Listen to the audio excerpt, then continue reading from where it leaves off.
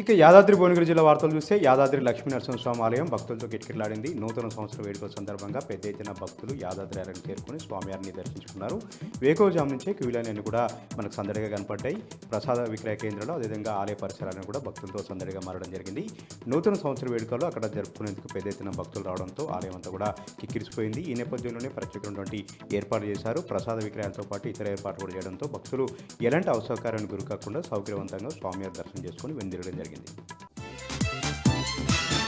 ఇక మరొక వార్త విషయానికి వస్తే మాజీ మంత్రి ఎర్రబెల్లి దయాకర్రావు యాదాద్రి లక్ష్మీనరసింహస్వామిని దర్శించుకున్నారు. తన ఇష్టదైవమైనటువంటి స్వామివారిని నూతన సంవత్సర వేళ దర్శించుకుంటే చాలా మనశ్శాంతిగా ఉందని కూడా ఎర్రబెల్లి దయాకర్రావు ఈ సందర్భంగా తెలిపారు. స్వామివారి కరుణా కటాక్షాలు, స్వామివారి ఆశీస్సులు రాష్ట్ర ప్రజలపై ఉండాలి, రాష్ట్రం సుభిక్షంగా ఉండాలని కూడా కోరుకున్నట్టుగా కూడా ఆయన వెల్లడించారు. ఇక మరొక వార్త విషయానికి వస్తే యాదాద్రి భువనగిరి జిల్లా కలెక్టర్ ఎం హనుమంతరావు సంచలనమైనటువంటి నిర్ణయం తీసుకున్నారు. ఒక్కసారిగా జిల్లాలో కలకలం రేగింది.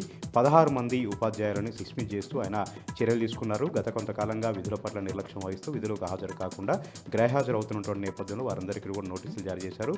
నోటీసులు కూడా స్పందించకపోవడంతో కలెక్టర్ ఈరోజు సంచలనమైనటువంటి నిర్ణయం తీసుకున్నారు. వారందరినీ కూడా సర్వీస్ నుంచి తొలగిస్తూ డిస్మిస్ చేశారు. ఈ నేపథ్యంలోనే సర్వత్రా కూడా ఈ విషయం పట్ల చర్చ జరుగుతూ ఉంది.